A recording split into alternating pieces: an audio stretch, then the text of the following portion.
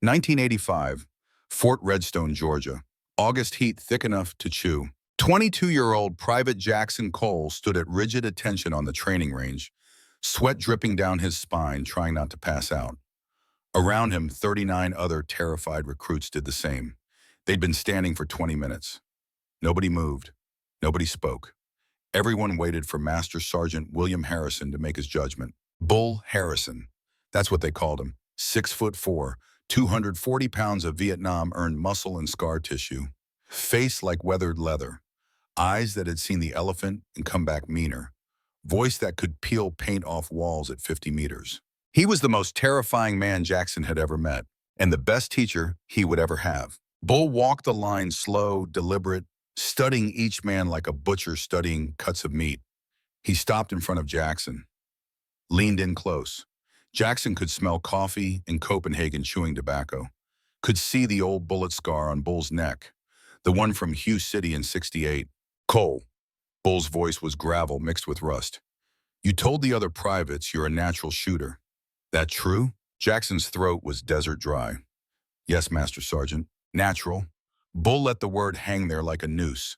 Let me tell you something about natural talent, Private. It don't mean squat when the lead starts flying. You know what matters then? No, Master Sergeant. Getting back up after you get knocked down. That's it. That's the whole damn secret to staying alive. Not how hard you hit. How hard you can get hit and still move forward. Bull stepped on back. Today we're going to find out if you're a natural at that. The exercise was simple in concept, brutal in execution. Buddy carries. 200 meters uphill with full combat load. Your partner on your shoulders. Time standard 4 minutes. Miss it and you ran again. Keep missing and you'd run until your legs gave out or you made time. Whichever came first. Jackson drew a kid from Ohio named Stevens as his partner. Good kid, quiet, steady hands, 170 pounds of solid farm boy muscle.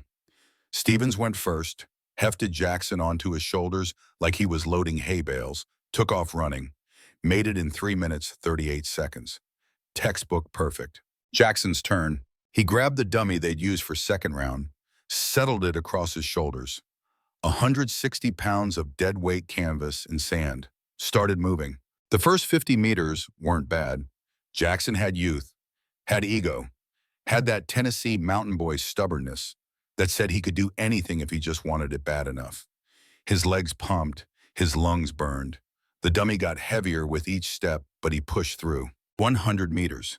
His thighs were screaming now. His back felt like someone was driving railroad spikes into his spine. Sweat poured into his eyes, turned the world into a stinging blur. 150 meters. Almost there. Jackson could see the finish line, could taste success, could already hear Bull Harrison saying he'd made it, that he was good enough after all. His right boot hit loose gravel. Everything happened slow and fast at the same time. His ankle rolled, his knee buckled.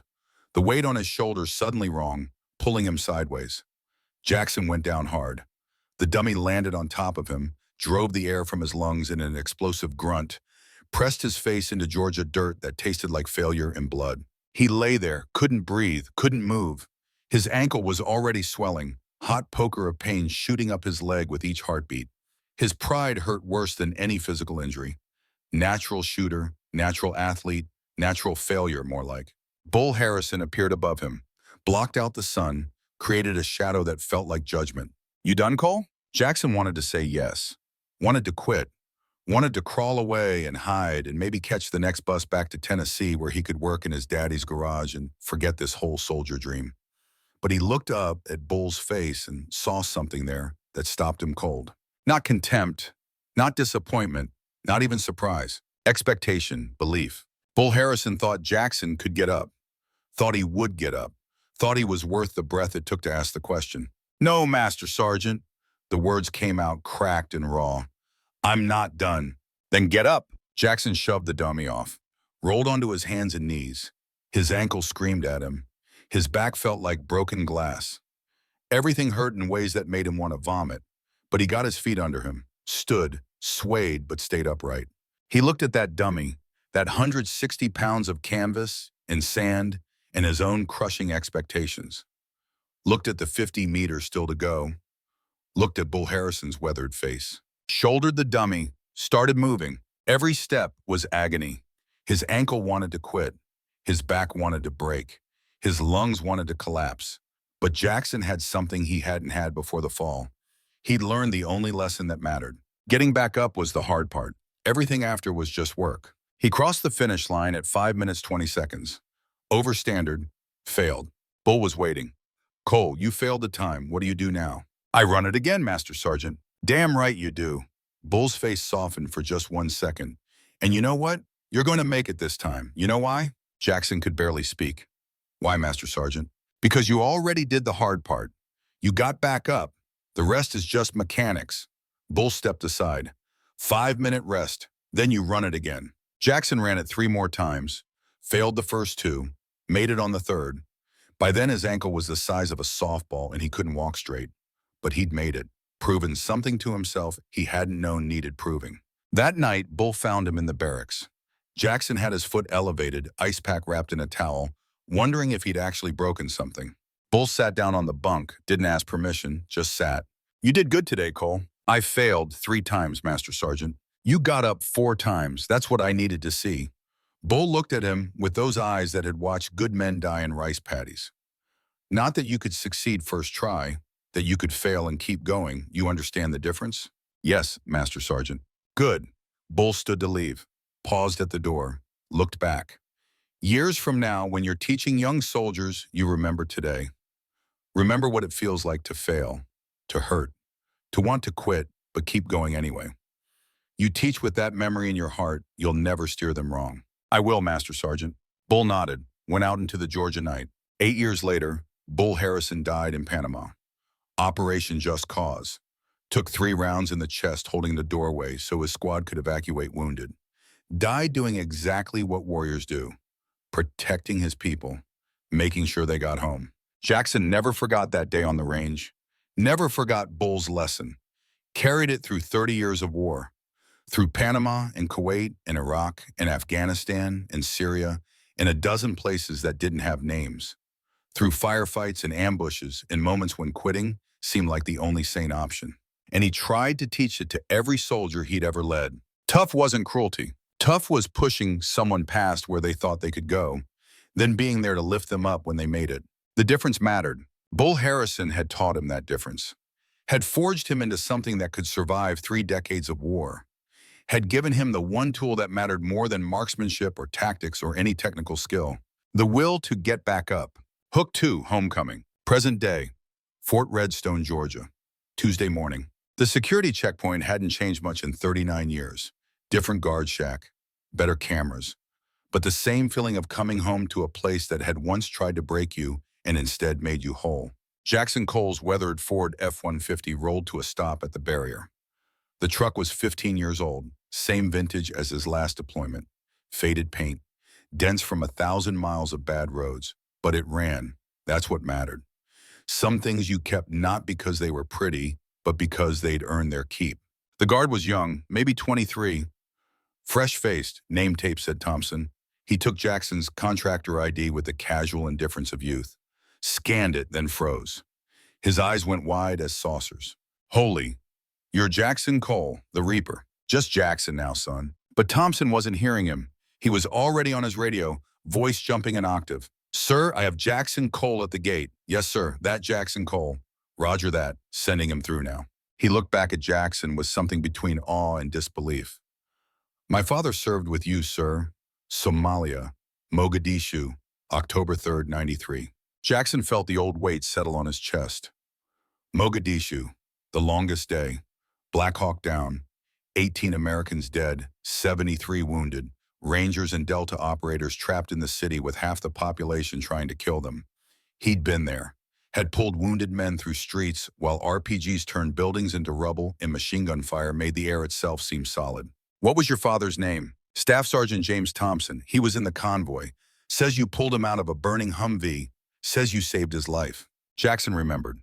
Remembered hands on a man's web gear, dragging him through flames while the ammo cooked off like popcorn. Remembered the smell of burning rubber and flesh. Remembered thinking this man was somebody's whole world, and if Jackson could just get him clear, just buy him 10 more seconds, maybe he'd make it. He'd made it. Grown old, raised a son, told that son about the day a Delta operator named Reaper had pulled him from hell. Your father's a good man. Tell him Jackson says hello. Tell him I'm glad he got to see you grow up. Thompson's eyes were wet. He blinked hard, waved Jackson through without another word. The barrier lifted. Jackson drove onto Fort Redstone. Watched Thompson in his rearview mirror, already on his phone, probably calling his father, probably making an old soldier's day by connecting past and present in ways that civilians could never understand. That was the thing about the military. It wasn't just a job. It was a thread that wove through generations. You bled next to a man in Somalia, and 30 years later his son looked at you like you'd hung the moon. Jackson drove deeper into the base. The buildings were the same, brick and concrete from the Korean War era. The parade ground where he'd stood at attention in '85, sweating through his uniform, muscles screaming. The chapel where he'd sat the night before Desert Storm, hands clasped, making promises to a God he wasn't sure was listening. God had kept his end. Jackson had gotten a lot of mornings after that night, more than most, more than he probably deserved. Until Carla got sick. He pushed that thought away hard. Not now, not here. Focus on the mission. That's what Bull would have said. Mission first, grief later. Always mission first, because if you stop moving, the weight of all those losses would crush you flat. The headquarters building smelled exactly like it had in '85. Floor wax and coffee and the particular mustiness of government buildings everywhere. Some things never changed. Jackson was grateful for that. The world moved too fast now.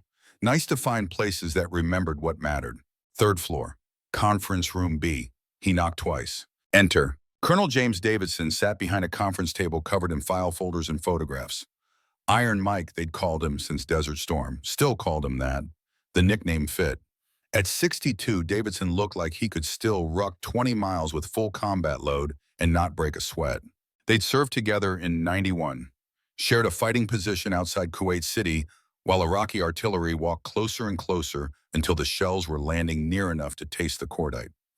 Mike had been calm then, hadn't changed. The man didn't have a panic switch. Cole. Mike stood, extended his hand, gripped like a vice. Good to see you breathing. You too, Mike. Been too long. Kuwait, 2008. You were running that op we weren't supposed to know about. Mike smiled, but it didn't reach his eyes. Sit. Coffee's terrible. Want some? Then nothing's changed. Mike poured from a pot that looked like it had been sitting there since the Bush administration. First one. The coffee was thick enough to stand a spoon in. Jackson took a sip. Tasted like burnt rubber and old cigarettes. Perfect. You know why you're here. Not a question. Jackson nodded. You've got problems with your training program. We've got a problem with Staff Sergeant Marcus Vaughn. Mike slid a file across the table. Jackson opened it. Service photo of a man in his early 40s. Square jaw, hard eyes, 3 rows of ribbons. Combat action badge, expert marksmanship quals. On paper, Marcus Vaughn looked like a poster child for Army values. But paper lied. You remember Tommy Vaughn? The name hit Jackson like a fist to the gut. Tommy Vaughn, Sergeant First Class Thomas Vaughn. Desert Storm, Charlie Company, 3rd Battalion. Their squad's designated marksman. Quiet guy from Montana. Steady hands. The kind of soldier you wanted covering your 6 because you knew he'd never miss and never quit. Tommy saved my life. Jackson said it quietly. Basra Road. Iraqi with an RPG had us zeroed. Tommy dropped him at 300 meters. Wind gusting, under fire, hell of a shot. Tommy was the best of us. Mike's voice was heavy. He died in Iraq. 2006, second tour. Jackson closed his eyes, hadn't known, hadn't kept up with everyone. The list of names was too long and each one carried weight he couldn't afford to pick up. So you stopped picking them up, let them lie where they fell, and kept moving forward because the alternative was drowning in grief. Marcus is Tommy's son. Jackson opened his eyes, looked at the photo again, saw it now. Same jawline, same intensity, same way of looking at the camera like he was measuring it for weaknesses. He looks like his father, acts like him too, or thinks he does. Mike pulled out more files, spread them across the table like a crime scene. 3 suicide attempts in 2 years, Cole. 3 separate soldiers under Vaughn's training, one of them succeeded. Jesus Christ. Private Daniel Reeves, 19 years old. Shot himself in the barracks bathroom 4 months ago. Mike slid over a photocopy of a handwritten note. Left this. Jackson read it. The handwriting was shaky, hurried, desperate. I can't be the soldier they want me to be. I'm not strong enough. I tried. God knows I tried, but I keep failing, and Sergeant Vaughn is right. I don't deserve this uniform. I don't deserve to serve next to real warriors. I'm sorry for wasting everyone's time. Tell my mom I tried to make her proud. I'm sorry I failed. The paper shook in Jackson's hands, not from age, from rage. A kid, 19 years old, should have been worrying about girls in college and what truck to buy. Instead, he'd eaten his Beretta M9 because someone had convinced him that failure meant worthless, that not being perfect meant not deserving to live. Vaughn trained him, not directly, but Marcus sets the culture. He's senior marksmanship instructor. Other instructors follow his lead, and his lead is, Mike chose words carefully. Tommy was demanding but decent, hard but fair. Marcus took those qualities and twisted them into something else, something that breaks people instead of building them. Why haven't you relieved him? Because on paper, he's excellent. His students qualify at high rates. He wins every competition. His technical knowledge is beyond reproach. Mike's face was granite, and because he's Tommy's son, because I owed Tommy my life same as you did, because I kept hoping Marcus would see what he was doing and stop. Hope's not a strategy, Mike. I know, that's why you're here. Mike leaned forward. I need an outside assessment, someone with credibility, someone who can't be dismissed as part of the soft new army. You're a civilian contractor now, which gives you freedom, but you're also a 30-year veteran, Delta Force, Command Sergeant Major retired. When you talk, people listen. What do you want me to do? Observe, document. Tell me truth. If I'm wrong, if Marcus is running a hard but fair program and I'm just getting old and soft, tell me. If I'm right, if he's creating a culture that kills soldiers, tell me that too. Either way, I'll have grounds to act. Jackson looked at the files. 3 suicide attempts, 1 success, transfer requests, psychiatric referrals. A pattern emerging like blood seeping through bandages. When do I start? You already have. Vaughn's running training on Range 7 this afternoon. 1,400 hours. I'll have Sergeant First Class Reyes take you out there. Just observe for now. Mike stood. Jackson stood with him. They shook hands again. One more thing. Mike's voice dropped. Marcus knows you're coming, knows you served with his father. He respects that. Respects you. That'll buy you access. But don't expect him to make it easy. He thinks he's honoring Tommy's memory. Thinks he's making warriors the way his father would have wanted. Road to hell. Paved with good intentions. Mike nodded. Welcome back to Fort Redstone. Hook 3, the diner. Jackson had 2 hours before the range observation. He drove off base into the town of Redstone, Georgia. Population maybe 8,000, half of them tied to the military in some way. It was the kind of southern town where time moved thick as molasses, where everybody knew everybody's business, where the biggest building was still the Baptist church. Sal's veteran diner sat on Main Street between a hardware store and a barber shop with an honest-to-God spinning pole out front. The diner looked like it hadn't changed since Eisenhower. Faded sign. Parking lot more pothole than pavement. Windows that probably hadn't seen Windex since Carter was president. Perfect. Jackson parked and went inside. The smell hit him like a warm fist. Coffee, bacon grease, cigarette smoke that had soaked into the walls over decades. 3 booths by the windows, counter with 8 stools, kitchen visible through a pass-through where an old man worked a griddle. The old man looked up, saw Jackson. Recognition dawned slow as sunrise. I'll be damned, Reaper Cole. Sal Martinez. Jackson smiled. Been a long time, brother. Sal came around the counter, moving stiff, old wounds carried with dignity. They shook hands. Then Sal pulled him into a brief, hard hug, the kind soldiers gave each other, the kind that said we survived and that matters. Heard you retired, figured you'd be fishing, playing golf. Tried fishing, fell asleep, tried golf, got angry. Sal laughed, deep and genuine. Sit your ass down, eat. Coffee's fresh, eggs are fresh, bacon's probably fresh. Everything else is suspect. Jackson sat at the counter. Sal poured coffee into a mug that might have been white once, was now the color of old bone. The coffee was strong enough to strip paint. Jackson took a sip, felt it burn all the way down. Outstanding. Sal grinned, started cracking eggs onto the griddle. They sizzled and spat. You here for the base? Consulting work. Sal's eyes said he knew there was more, but he wouldn't push. That was the code. Everyone had secrets. Everyone had missions they couldn't discuss. You just accepted it and moved on. You hear about the Vaughn boy? Sal's voice was casual, but his eyes were watchful. What about him? Teaching marksmanship now, following his daddy's footsteps. Sal flipped eggs with practiced ease. Tommy would be proud, I suppose. Would he? Something in Jackson's tone made Sal pause. He met Jackson's eyes. You hear different? I hear there's problems. Sal was quiet for a long moment. The eggs kept cooking. Finally, he said, slow and careful. Kid comes in here sometimes. Always with his crew. 2 other instructors, Fletcher and Gomez. They take that back booth, talk loud, make sure everyone hears how tough they are, how they're making real soldiers. And sometimes they mock students who failed quals. Call them by name. Laugh about them. Loud enough everyone in here can hear.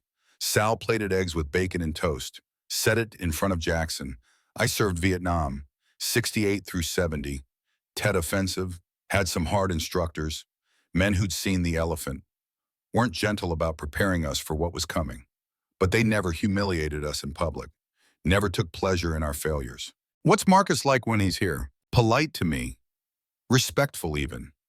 But there's something in his eyes, something cold. Like he's always measuring people. Always judging who's worthy and who's not. Sal wiped down the counter. On the house. Welcome home, Reaper. Jackson ate slowly. The eggs were perfect. The bacon crispy. The toast exactly right.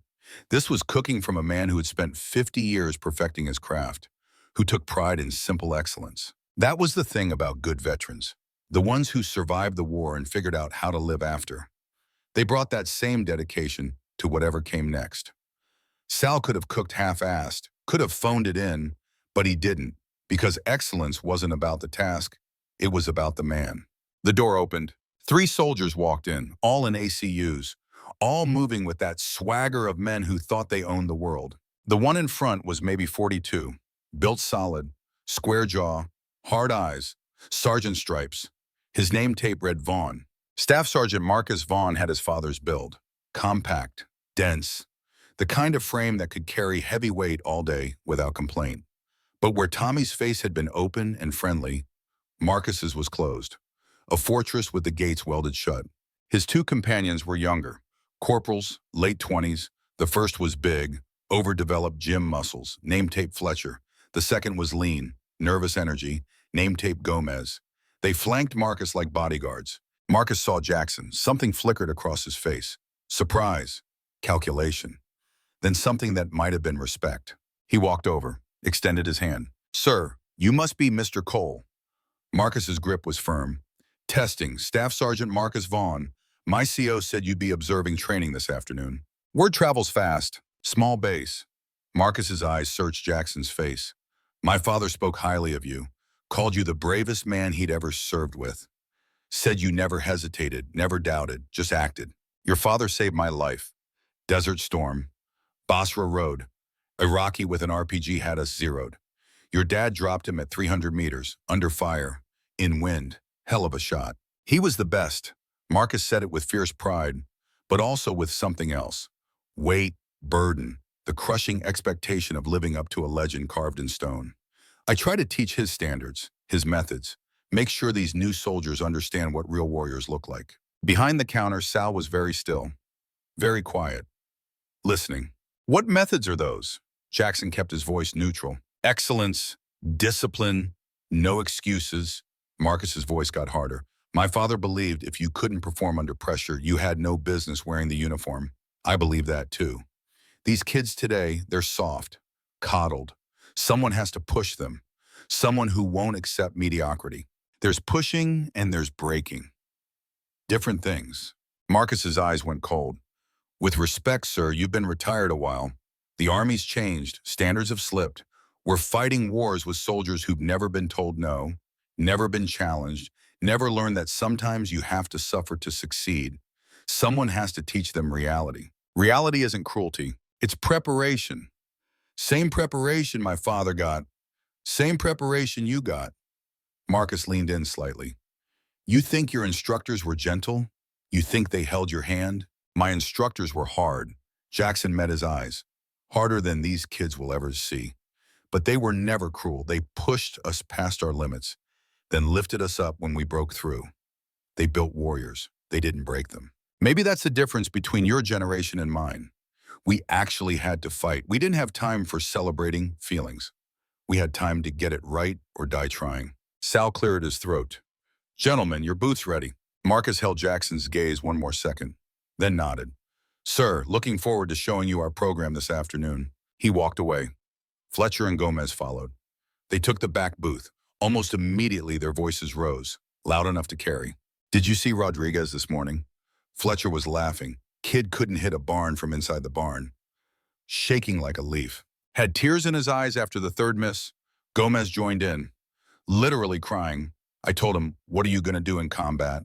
Call a timeout? Ask the enemy to wait while you get your feelings together? Marcus didn't join the mocking, but he didn't stop it either.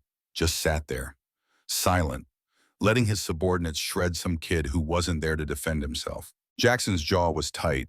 He forced himself to relax. Not yet. Observe first, understand the full picture, then act. He finished his eggs, left cash on the counter with a generous tip. Sal caught his eye, gave a slight nod. Understanding passed between them. Two old soldiers recognizing a battle was coming. Jackson walked out into the Georgia heat, sat in his truck for a moment, hands on the steering wheel, breathing slow and deliberate. Tommy Vaughn had been a good man, a great soldier, the kind of NCO who made the Army better just by existing in it. And somehow, despite Tommy's example, despite everything he must have taught his own, Marcus had learned all the wrong lessons. Or maybe Marcus had learned the right lessons from the wrong teacher. Jackson's phone rang. Unknown number. This is Cole. Mr. Cole. The voice was young, male, uncertain. My name is Specialist Cameron Brooks. I'm stationed at Fort Redstone. I heard you were here to observe training. Word does travel fast. Sir, I was hoping I could talk to you, off the record, about Staff Sergeant Vaughn, about what's really happening here. Jackson was quiet for a moment. When? Tonight, 2000. There's a bar off base. Murphy's Tavern. I'll be wearing a Tennessee Volunteers cap. I'll be there. Sir, one more thing. Brooks's voice dropped to almost a whisper. Don't trust what you see this afternoon. Sergeant Vaughn knows you're watching. He'll be on his best behavior. You want to see the real thing? You have to look deeper. You have to talk to the soldiers he's already broken. The line went dead. Jackson sat there, processing. Then he started the truck and headed back to Fort Redstone. Time to see this training program for himself. Hook 4, the range. Range 7 sat on the eastern edge of Fort Redstone, beyond the housing, beyond the motor pool, out where Georgia pine forests pressed close and the air smelled of cordite and red clay earth. Jackson parked in the gravel lot, climbed out. His hip immediately complained. Shrapnel from Fallujah, the gift that kept on giving. A sergeant approached, mid-50s, weathered face, eyes that had seen things. His name tape read Reyes. Mr. Cole, Sergeant First Class Victor Reyes, Range Supervisor. Colonel Davidson said you'd be observing today. Victor's handshake was firm, but not testing. Respectful. Good to have you here, sir. Good to be here, Victor. I heard you trained here back in the 80s, when Bull Harrison was running things. Victor's eyes studied Jackson's face. Different times. Different methods, Jackson said carefully. Same goal, though, making warriors. Yes, sir. Victor's voice was neutral, diplomatic. Come on, I'll set you up in the observation tower. Best view of the whole range. The observation tower was simple construction. 30 feet high, platform at the top with a radio console. From up there, Jackson could see everything. 6 firing lanes. Target positions at 50, 100, 150, 200, 250, and 300 meters. Man-shaped silhouettes on pneumatic lifts. Standard rifle qualification, 40 targets total. Mix of distances, mix of positions, prone, kneeling, standing.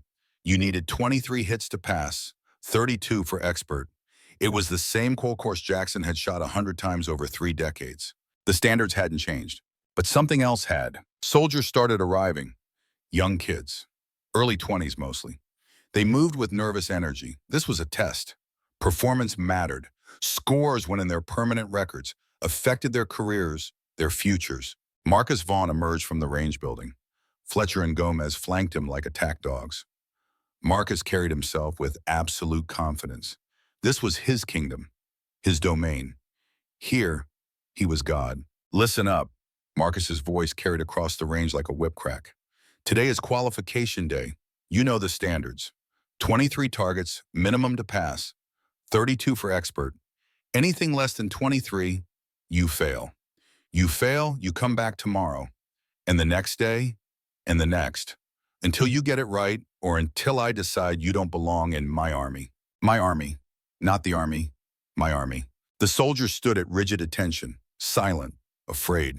You will perform perfectly, Marcus continued. You will represent this installation, this unit, this standard with excellence. If you fail today, you're not just failing yourself. You're failing every soldier who came before you. You're spitting on their sacrifice. You're proving that maybe, just maybe, you don't deserve to wear that uniform. One soldier in the formation was trembling slightly. Kid couldn't have been more than 20. Small build, Hispanic. His name tape read Rodriguez. His hands shook. Marcus saw it. Rodriguez, front and center. The kid stepped forward, face pale, eyes wide. You shaking, Rodriguez? No, Sergeant. Don't lie to me. I can see your hands trembling from here. Marcus stepped closer, loomed over the kid. You scared? No, Sergeant. You should be scared. Because if you can't control your own body, if you can't master your own fear, you're going to fail. And when you fail, you're going to embarrass yourself. Embarrass me. Embarrass every soldier who ever believed you could be something. Marcus's voice dropped lower, more dangerous. My father fought in Desert Storm. He killed enemy soldiers who were trying to kill Americans. He never shook. He never hesitated. He was a warrior. You think you're a warrior, Rodriguez? Yes, Sergeant. Then prove it. Get to your lane. Show me I'm wrong about you. Rodriguez practically ran to his firing position. The other soldiers avoided eye contact. Nobody wanted to be next. In the observation tower, Jackson's hands gripped the railing. His knuckles were white. That's not training, Victor Reyes said quietly.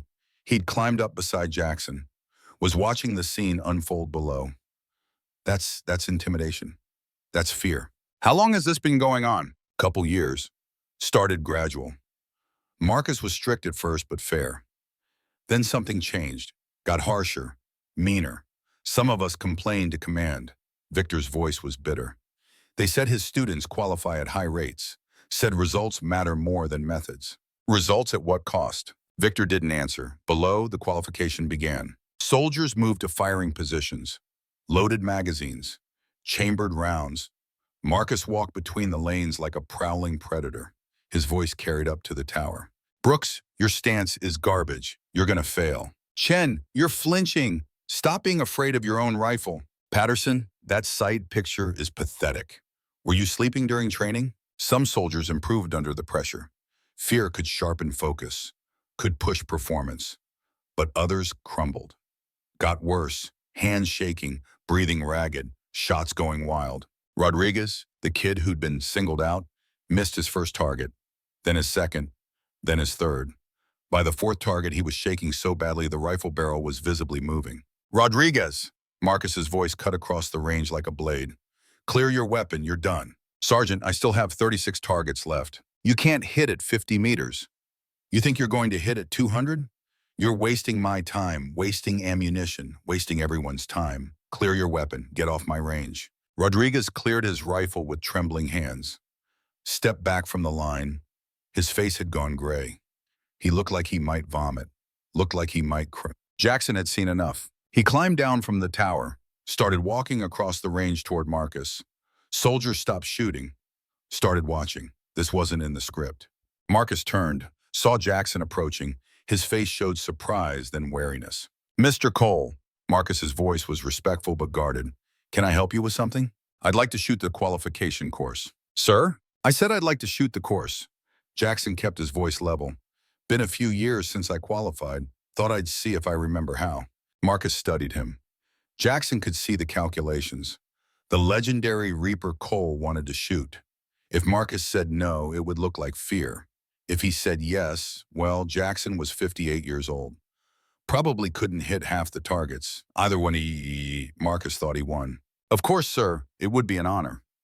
Marcus smiled. Lane 4 is open. Sergeant Reyes, set up Mr. Cole. Victor looked at Jackson, raised his eyebrows. Jackson gave a slight nod. Victor keyed his radio. Lane 4, prepare for shooter. Jackson walked to lane 4. The rifle was an M4 carbine, standard issue, nothing special. He checked it with practiced efficiency. Bolt, magazine well, trigger, sights, everything in order.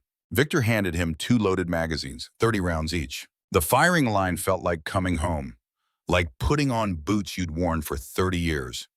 Jackson had spent thousands of hours in positions like this, in training, in combat, in places whose names were still classified. The rifle was an extension of his body.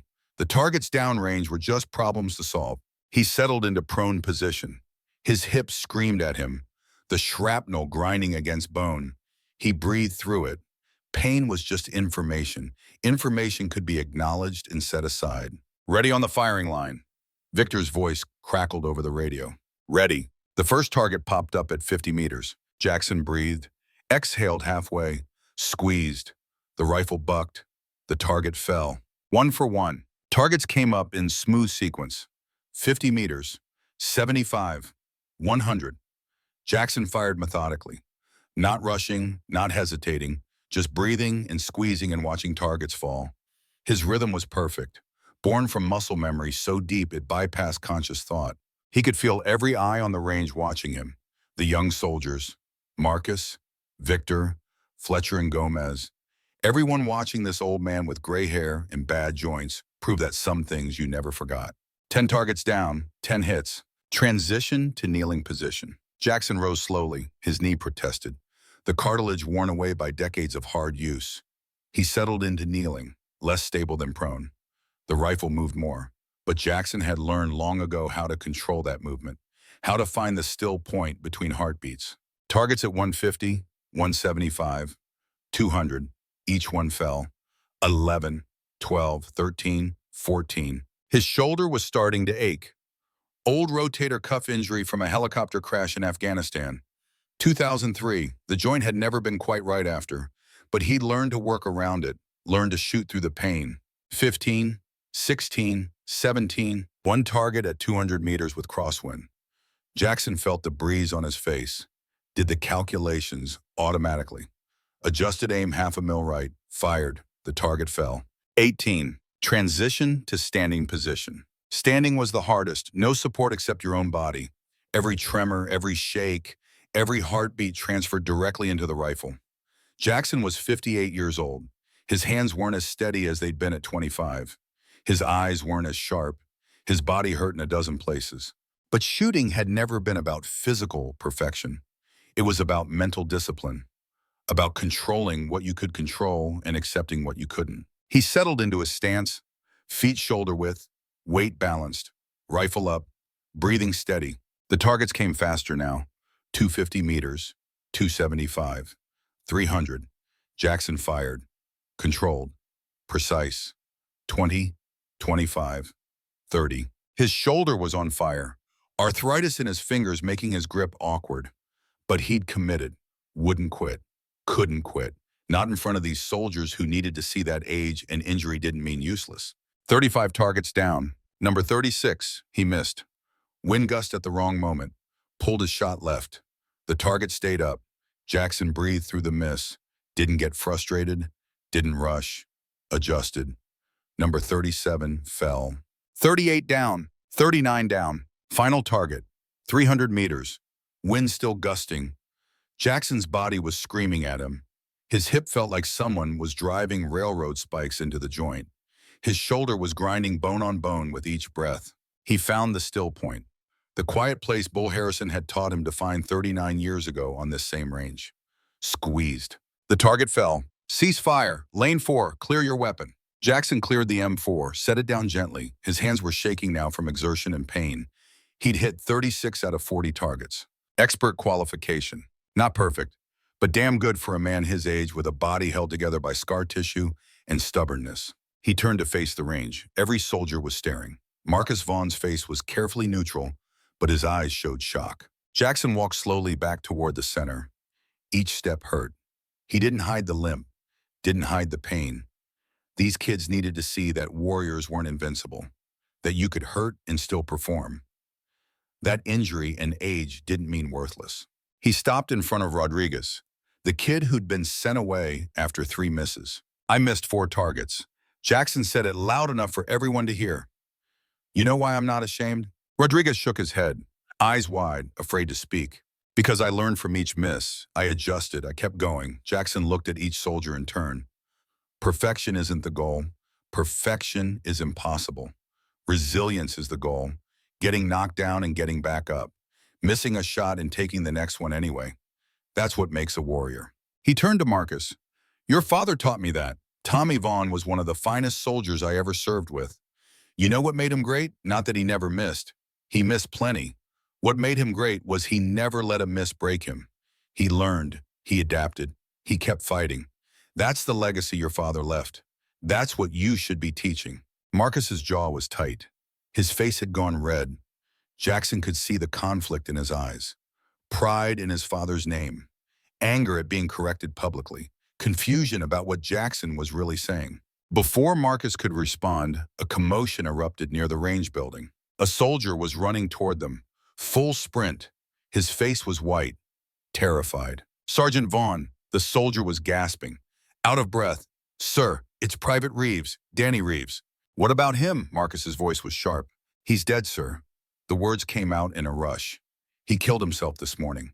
The hospital just called. They just pronounced him. The range went silent. The kind of silence that happens when the world stops making sense. When reality cracks and everyone stands in the wreckage trying to understand what just happened. Marcus Vaughn stood frozen. His face had gone white as bone. Behind him, Fletcher and Gomez looked shocked. The soldiers in formation looked scared. Jackson felt something cold and hard settle into his chest. Private Daniel Reeves, 19 years old, dead by his own hand, because somewhere along the way, someone had convinced him that failure meant worthlessness, that not being perfect meant not deserving to live. Jackson looked at Marcus Vaughn, saw in his eyes the moment of realization, the moment when all the justifications crumbled, the moment when Marcus understood that his methods hadn't forged warriors.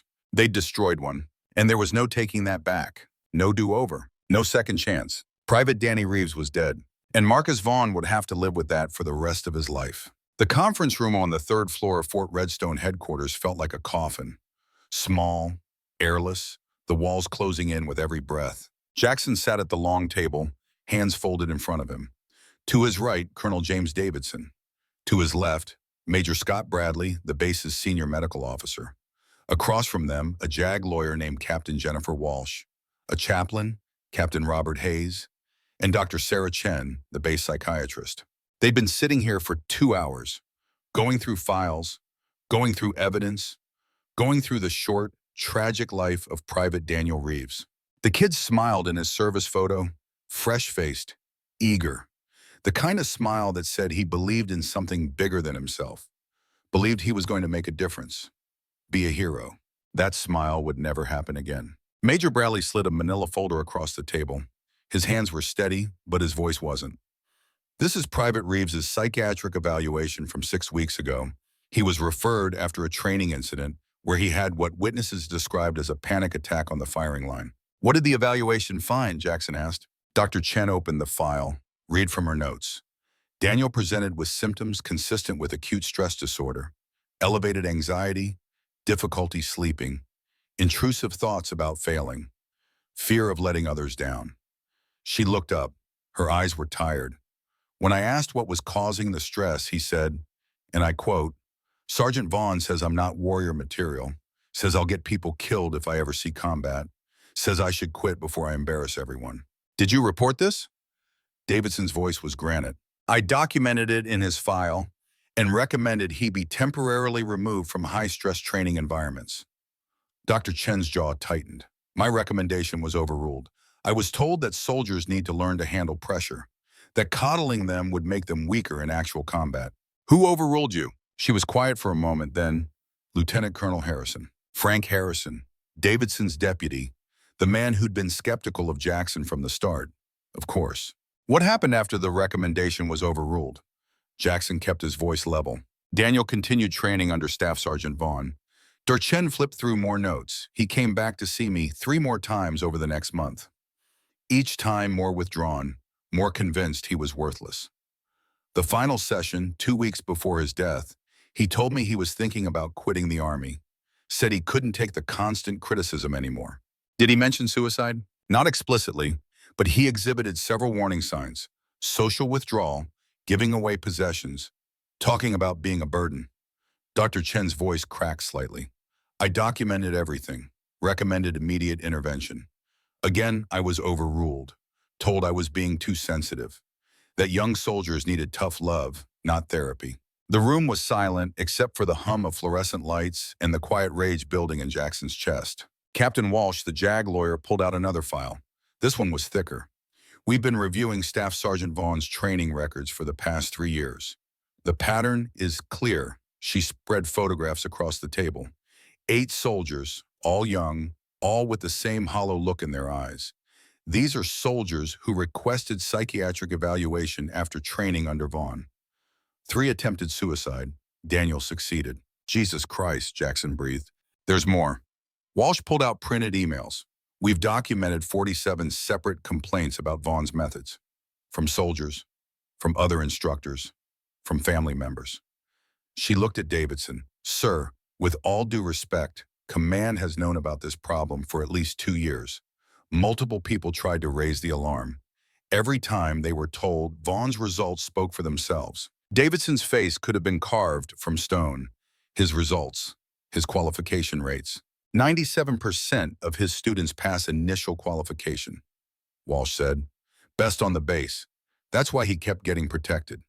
But here's what nobody looked at. She pulled out another document. His students' requalification rates 6 months after leaving Fort Redstone. Only 58% pass on first attempt, compared to 89% for students trained by other instructors. Because they're trained through fear, Jackson said, not competence. Fear makes you perform short-term, but it doesn't stick. It doesn't build real skill. Exactly. Walsh closed the file. Staff Sergeant Vaughn hasn't been making warriors. He's been breaking soldiers and covering it up with impressive initial numbers. The chaplain spoke for the first time. His voice was soft, sad. I performed Daniel's memorial service yesterday. His mother was there. She asked me why her son killed himself. She said Daniel called her 2 days before he died. Told her he loved her. Told her he was sorry he was such a disappointment. The mother, Jackson hadn't thought about her. Hadn't considered that somewhere a woman had carried this kid for 9 months, raised him for 19 years, watched him leave for the Army with pride in her heart. And now she'd never see him again. Never hear his voice. Never get to tell him one more time that he mattered. Because Marcus Vaughn had convinced her son he didn't. What's our legal position? Davidson asked Walsh. Strong. We have documented pattern of abuse. Multiple complaints ignored. Clear chain of causation between Vaughn's methods and Daniel's death. Walsh paused. We can bring charges under Article 93 of the UCMJ, cruelty and maltreatment, if we can prove direct causation, possibly negligent homicide. Will charges stick? Probably not the serious ones, but we can definitely relieve him of duty, require psychiatric evaluation, mandate counseling, and we can implement service-wide reforms to prevent this from happening again. That's not enough, Jackson said quietly. Every head turned toward him. That's administrative action. That's covering our ass. That's not justice for Daniel Reeves. What do you suggest? Davidson asked. I suggest we find out why Marcus Vaughn became this person. His father wasn't like this. Tommy Vaughn was hard but fair, demanding but decent. Something happened to Marcus. Something twisted him. We need to find out what. Hook 2, the uncle's poison. Jackson drove through the Georgia countryside with Victor Reyes riding shotgun. They'd been on the road for 3 hours, heading into Alabama, heading toward answers. Marcus Vaughn had an uncle. Tommy Vaughn's older brother, Martin Vaughn, lived in a trailer park outside Tuscaloosa. Hadn't served, hadn't done much of anything according to records except collect disability and drink. But he'd been writing letters to Marcus for 15 years. Letters that Marcus thought were from his father. How'd you find this out? Victor asked. He'd been quiet most of the drive, processing. Colonel Davidson had Jag pull Marcus's personal effects from his quarters. Found a box of letters. Postmarked from Alabama, not Iraq. Handwriting analysis showed they weren't from Tommy. Jackson kept his eyes on the road. Someone's been manipulating Marcus since his father died, teaching him the wrong lessons, poisoning him. You think it's this Martin guy? Only one way to find out. The trailer park was exactly what Jackson expected. Rows of rusted single wides, yards full of broken toys and car parts. The kind of place where people went when they'd given up on getting anywhere else. Martin Vaughn's trailer sat at the end of the last row. Weeds growing waist-high, windows covered with aluminum foil, a truck in the driveway that hadn't run in a decade. Jackson knocked on the door, waited, knocked again harder. "What?" A voice from inside, rough, angry. "Martin Vaughn, I need to talk to you about your nephew." The door jerked open. A man stood there in a stained undershirt and boxer shorts, maybe 65. Looked 80, liver-spotted skin, yellow eyes, the kind of damage that came from decades of hard drinking. "Who the hell are you?" "Jackson Cole. I served with your brother Tommy in Desert Storm." Something flickered in Martin's eyes. Recognition, then hatred. "You're the one they call Reaper. Tommy talked about you in his letters. Said you were the bravest man he ever met. Tommy was a good man. Tommy was a fool." Martin's voice was thick with bitterness. "Got himself killed playing hero. Left his kid without a father. For what? For Hajis who'd cut your throat soon as look at you. Tommy died serving his country. Tommy died for nothing." Martin spat on his own doorstep. "But I made sure Marcus learned the right lessons. Made sure he understood what Tommy should have understood. You don't play nice in war. You break them before they break you." Jackson felt ice water run down his spine. "You've been writing to Marcus." "Damn right I have. Been teaching that boy what his father should have taught him. How to be hard. How to win. How to not end up dead in some Iraqi street like Tommy." Martin's eyes gleamed with something ugly. Had all Tommy's old letters from basic training. Traced his handwriting for months until I could copy it perfect. Marcus never knew the difference. "You've been pretending to be Tommy." Jackson's voice was very quiet, very dangerous. "You've been sending letters with your brother's name on them, making Marcus think his dead father was teaching him these things." Martin shrugged. "Kid needed guidance. I gave him guidance. Better than the weak shit Tommy would have fed him." "Tommy wasn't weak." Jackson stepped closer. "Tommy saved my life. He was one of the finest soldiers I ever served with. He was tough, but never cruel. Demanding, but never abusive. He built people up. He didn't break them." "And where did that get him?" Martin sneered. "Dead at 39. Is that what you call success?" "He died trying to save an Iraqi child." Jackson said it quietly. "There was a firefight. Tommy saw a kid caught in the crossfire. No weapon, just a child. Tommy dropped his rifle and ran into the open to pull the kid to safety. Took an IED on the way back. Died covering the child with his own body. That kid lived because Tommy Vaughn was a better man than you'll ever be." Martin's face went white, then red. "That's a lie. Tommy died in a vehicle patrol. IED hit his Humvee. That's what the Army said." "The Army said what they could say in an official report." Jackson pulled out a folded paper from his jacket. "Combat Action Report. Classified until 2 years ago. Now declassified." He handed it to Martin. "Read it." Martin's hands shook as he read. His lips moved silently. When he finished, he looked up. His face had gone slack. "He died for a Haji kid?" "He died because he was a warrior who understood that protecting the innocent is what warriors do." Jackson took the paper back. "And you took that legacy and twisted it. You poisoned your nephew's mind, made him think his father would want him to be cruel, to break people. You've been destroying Marcus for 15 years with your lies." "I was helping him." Martin's voice had lost its edge. "Was just trying to help him not end up like Tommy." "You killed a 19-year-old kid." Jackson's voice was steel. "Private Daniel Reeves. He shot himself 4 days ago because your nephew convinced him he was worthless. Because Marcus was teaching the lessons you taught him. The wrong lessons. The poison you have been feeding him since Tommy died." Martin sat down heavily on his doorstep. Looked old. Broken.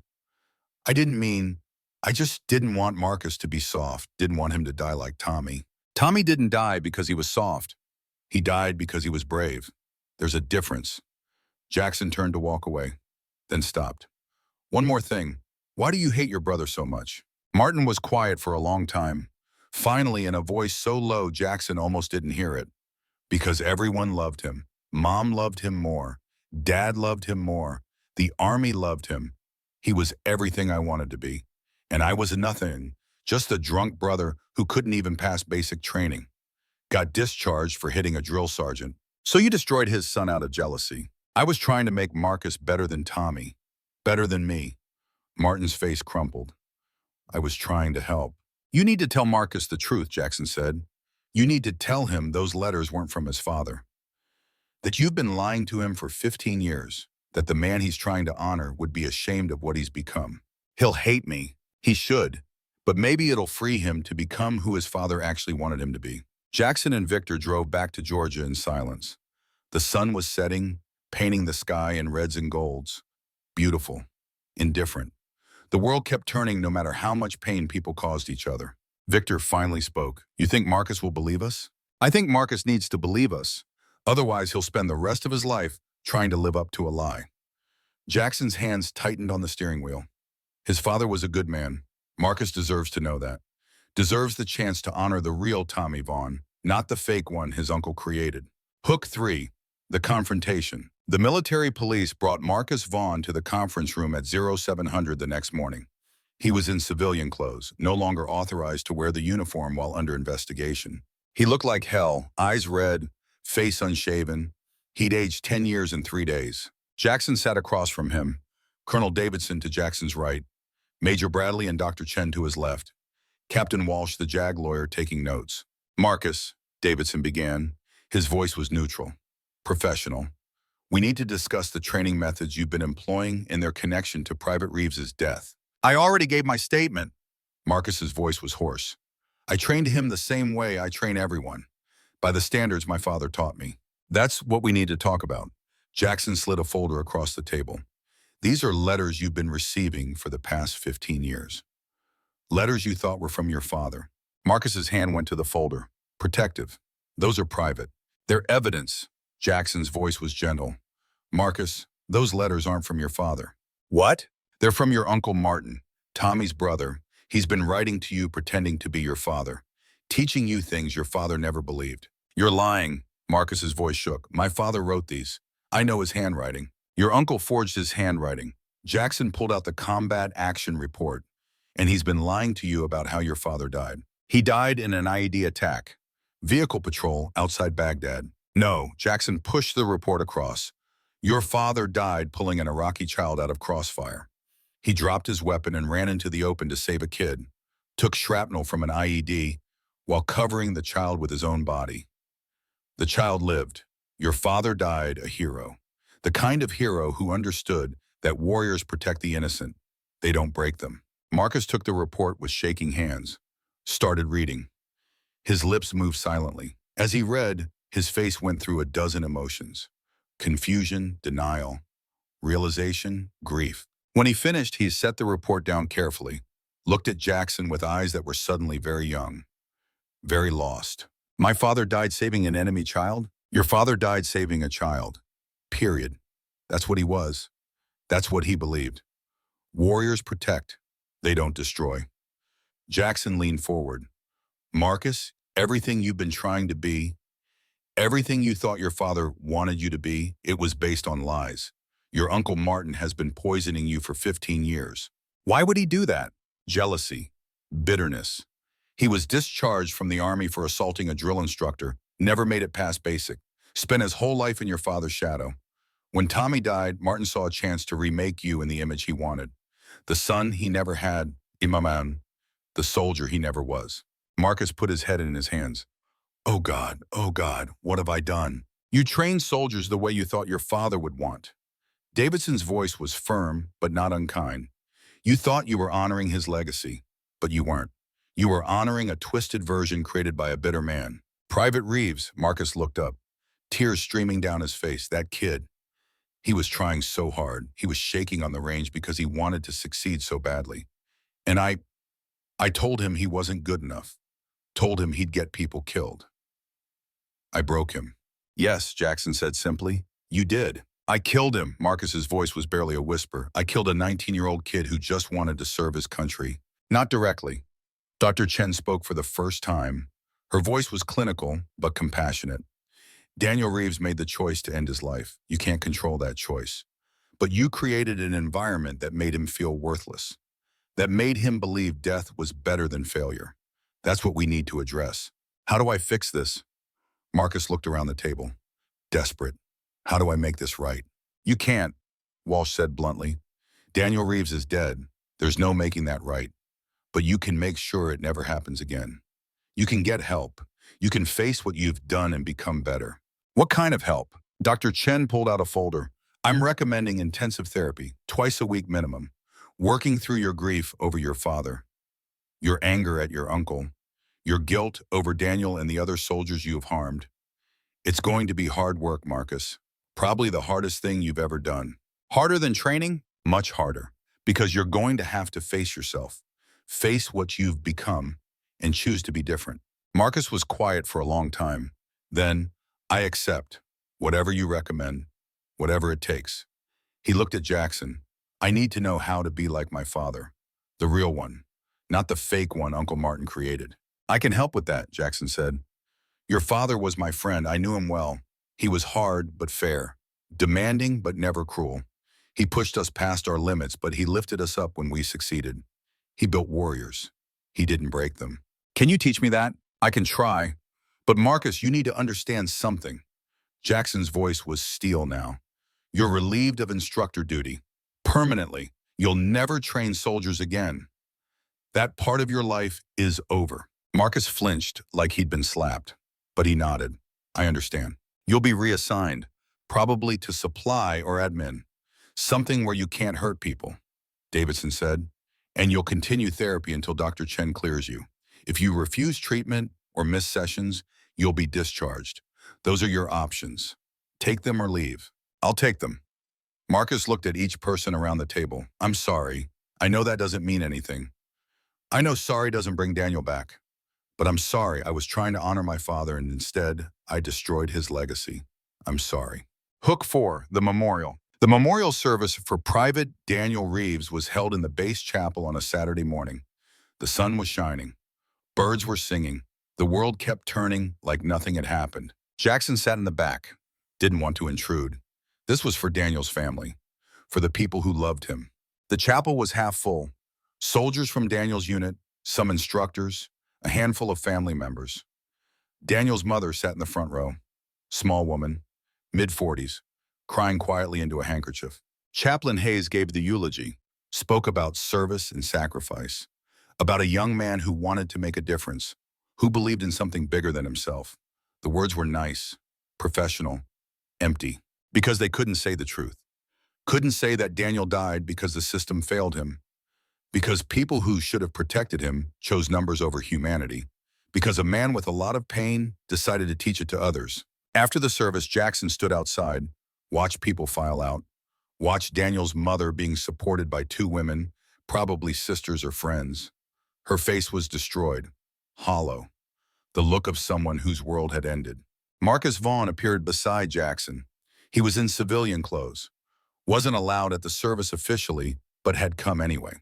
Stood outside, paid respects from a distance. I want to apologize to her, Marcus said, to Daniel's mother.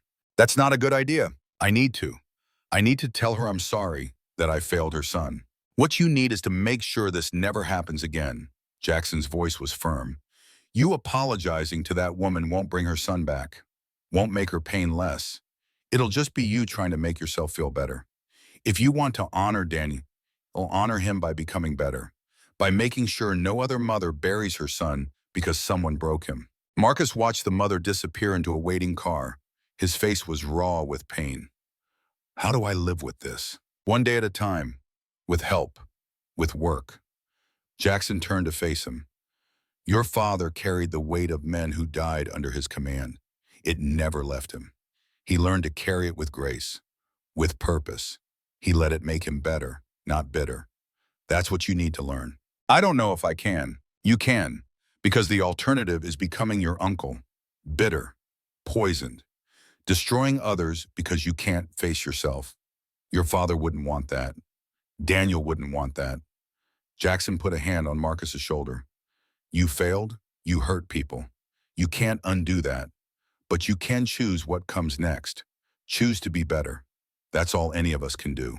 A car pulled up, Dr. Chen behind the wheel, Marcus's ride to his first therapy session. That's me, Marcus said, looked at Jackson.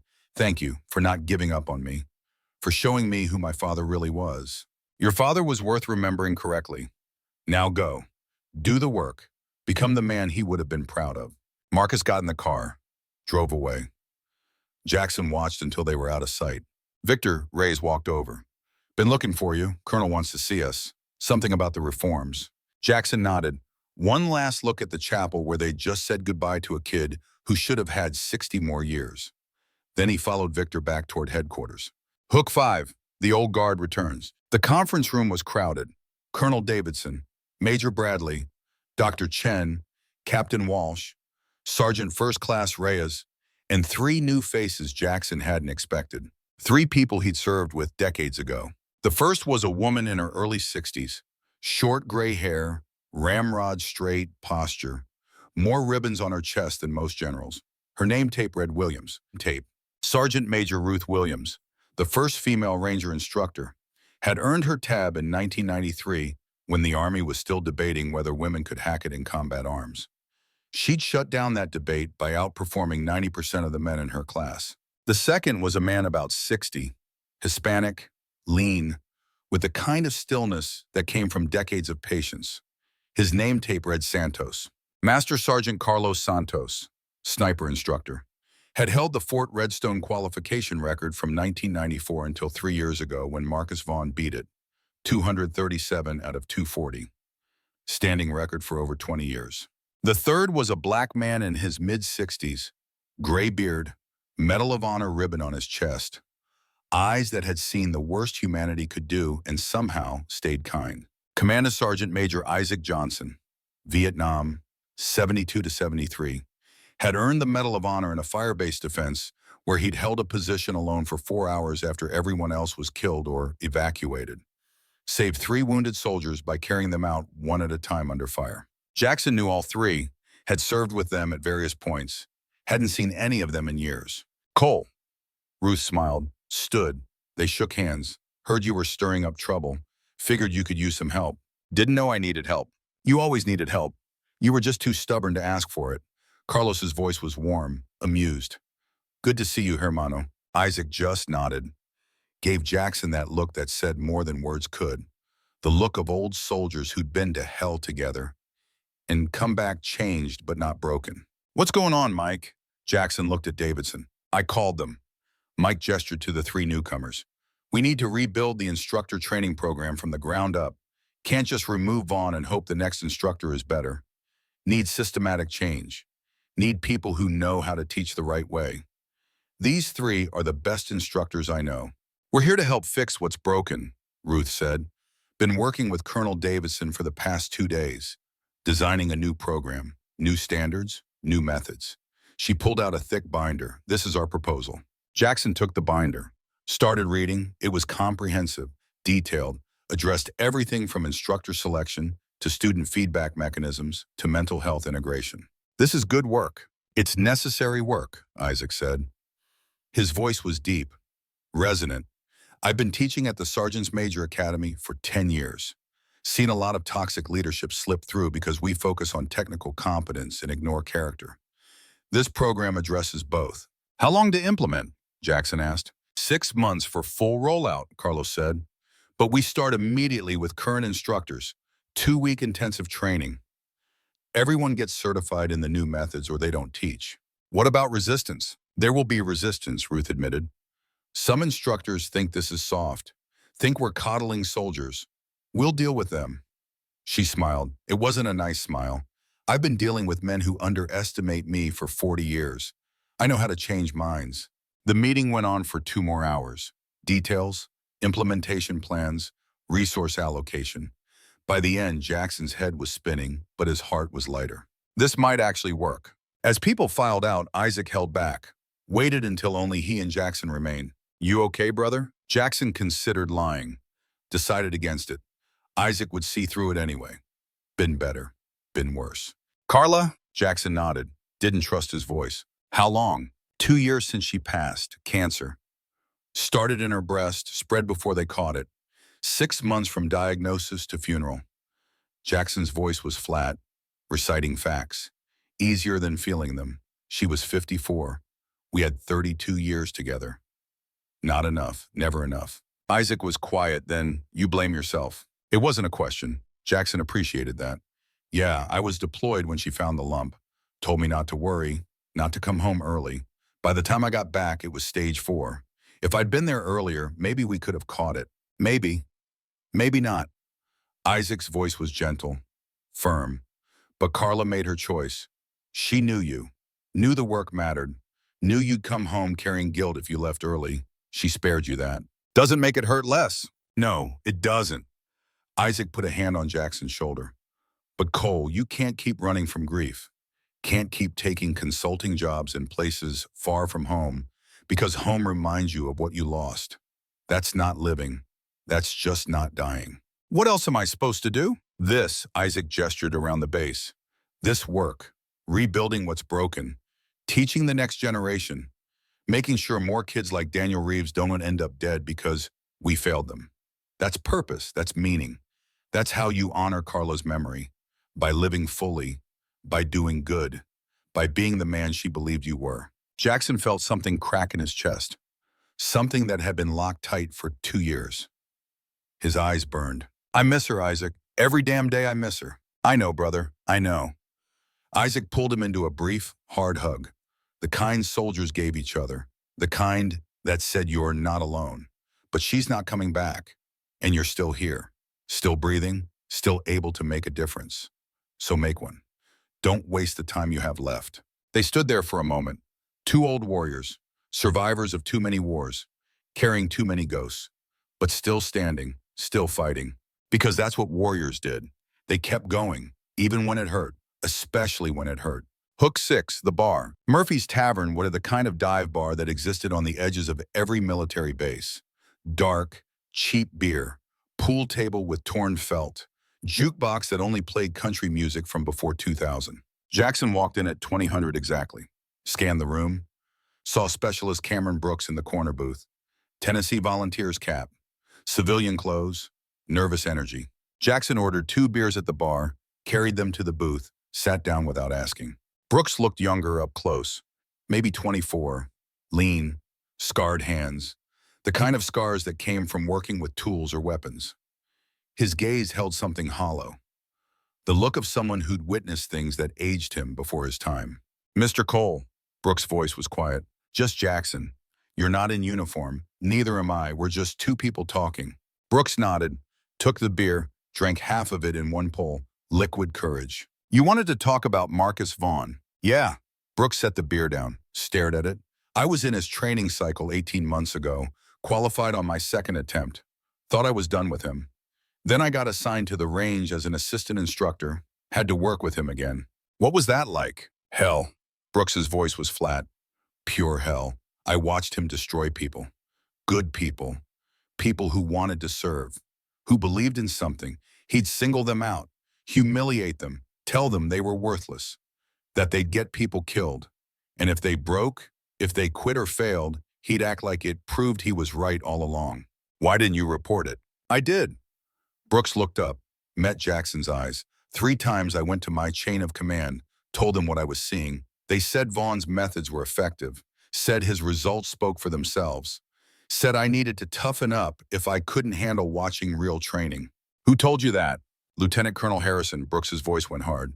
He's Vaughn's biggest defender. Says the Army's going soft. That we need more instructors like Vaughn, not fewer. Harrison. The name kept coming up. Davidson's deputy, the man who'd overruled Dr. Chen's recommendations, who'd protected Vaughn despite multiple complaints. Tell me about the soldiers Vaughn broke. Brooks pulled out his phone, started scrolling through photos. This is Private Rodriguez, failed qualification under Vaughn's training.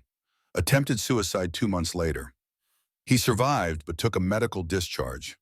This is Specialist Davis. She transferred to another base to get away from Vaughn. Took a demotion to do it. This is Private Chen. He quit the Army entirely. Told me he couldn't serve in an organization that let people like Vaughn wear the uniform. The photos kept coming, young faces, haunted eyes, lives altered by one man's poison. And this, Brooks's voice cracked, this is Private Daniel Reeves. He was my friend. We went through basic together. He was a good kid, funny, kind, wanted to be like his grandfather who served in Korea. Vaughn destroyed him in 3 months. I'm sorry. Sorry doesn't bring him back. Brooks wiped his eyes angrily. But you know what might? Making sure Vaughn never teaches again. making sure the people who protected him face consequences, making sure Daniel's death actually means something. That's what we're trying to do. Is it enough? Brooks leaned forward. Is relieving Vaughn and sending him to therapy enough? What about Harrison? What about all the other officers who knew and did nothing? Do they face anything? I don't know yet, Jackson said honestly, but I promise you this. We're not done. We're not just removing Vaughn and calling it fixed. We're rebuilding the whole system, making sure this can't happen again. Words, Brooks's voice was bitter. Everyone's got words, but Daniel's still dead. Yeah, he is, and nothing we do will change that. Jackson's voice was hard, honest. But we can make sure he's the last. We can honor his memory by being better, by building something that protects soldiers instead of breaking them. That's all we can do. It's not enough. It'll never be enough. But it's something. Brooks was quiet for a long time. Then he pulled out a flash drive. There are videos on here, recordings I made secretly over the past year. Vaughn humiliating soldiers, calling them worthless, threatening them. I didn't know what to do with them. Thought maybe I could use them someday. He slid the drive across the table. Use them now. Use them to make sure this actually changes. Jackson took the drive. This took courage. No, it didn't. Brooks stood up. Courage would have been stopping him sooner. This is just guilt. I watched Vaughn break Daniel, and I didn't do enough to stop it. Now I have to live with that. You did what you could. It wasn't enough. Brooks looked at Jackson with eyes that would never be young again. Make sure it's enough now, please. He walked out of the bar, left Jackson sitting alone with a flash drive full of evidence and the weight of promises he wasn't sure he could keep.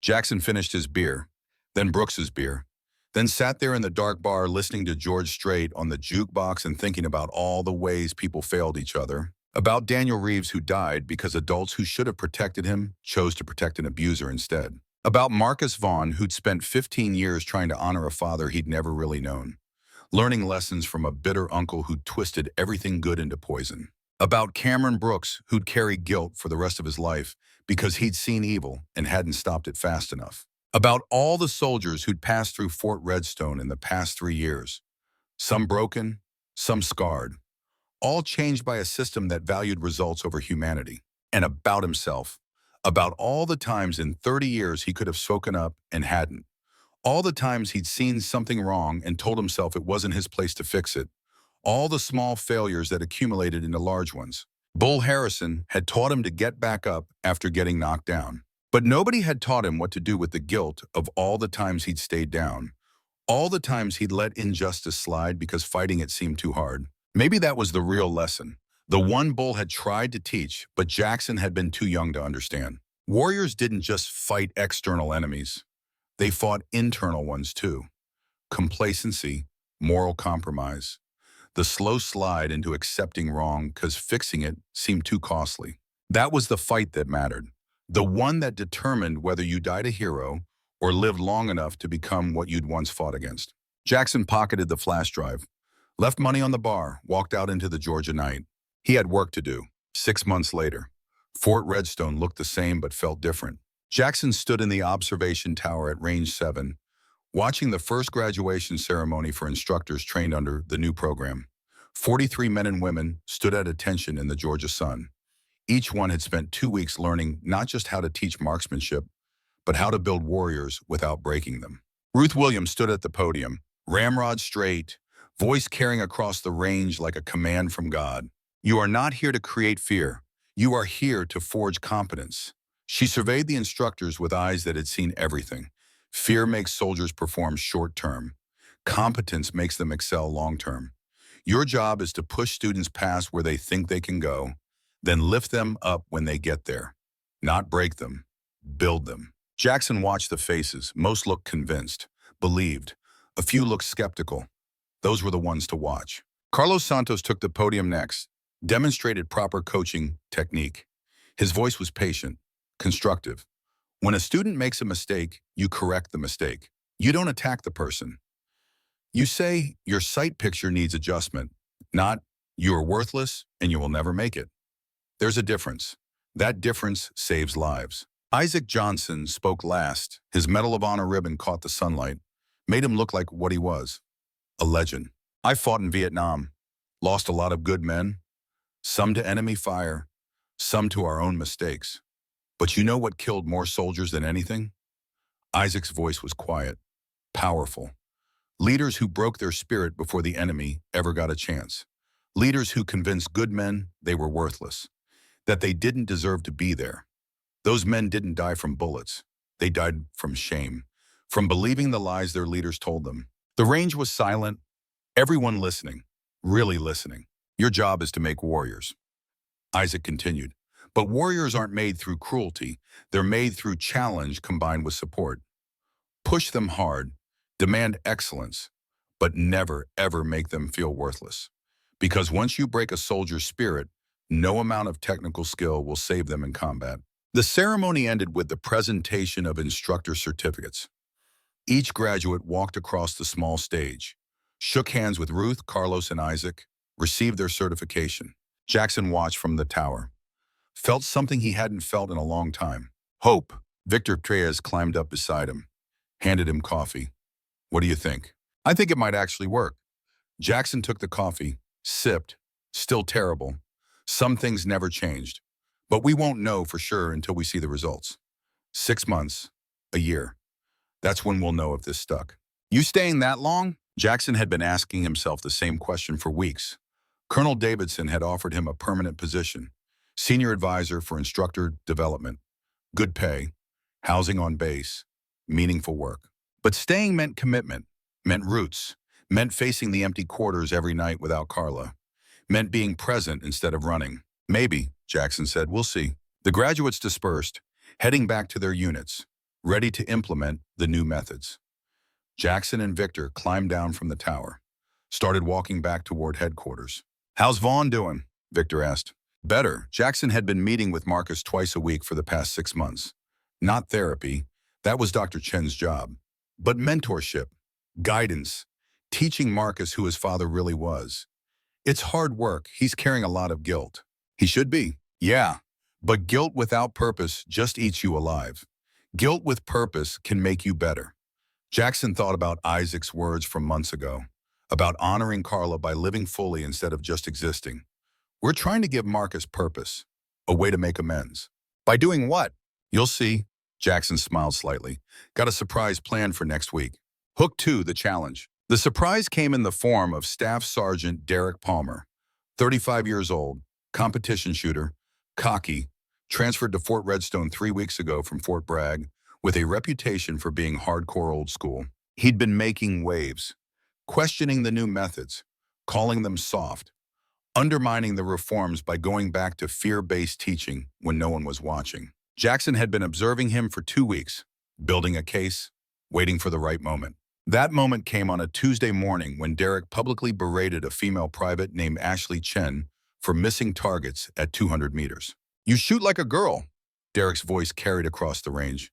Oh wait, you are a girl. Maybe that's the problem. Maybe you should be in the kitchen instead of on a rifle range. Private Chen's face went red. She was shaking. Not from fear, from rage.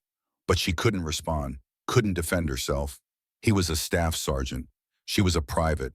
The power dynamic was absolute. Jackson climbed down from the observation tower, walked across the range, every step deliberate, controlled. The kind of walk that said a reckoning was coming. Sergeant Palmer. Jackson's voice cut through the morning air. A word. Derek turned, saw Jackson. His expression shifted from arrogance to wariness. Mr. Cole, can I help you? Yes. You can stop undermining the training program we've spent 6 months building. I'm not undermining anything. I'm maintaining standards. You're creating a hostile environment. That's against the new regulations. Jackson's voice was level, professional, but underneath was steel, and it's ineffective. Private Chen is a combat veteran. She's got a combat action badge from Afghanistan. She's forgotten more about courage than you'll ever know. Derek's face flushed. With respect, sir, I don't take orders from civilian contractors. No, but you take orders from Colonel Davidson, and he's authorized me to relieve any instructor who violates the new protocols. Jackson pulled out a letter, showed it to Derek. You're done. Turn in your instructor certification. Report to supply for reassignment. Derek read the letter. His hands shook with rage. This is bullshit. The Army's gone soft. Used to be we made warriors. Now we make snowflakes who need their feelings protected. You want to test that theory? Jackson's voice was quiet, dangerous. What? You think the old methods work better? I think the new methods work better. Let's prove it. 6 months of training. You train a group your way. I'll train a group the new way. Then we test them. Initial qualification scores. Requalification scores 6 months later. Stress response. Unit commander feedback. Everything. Whoever produces better soldiers wins.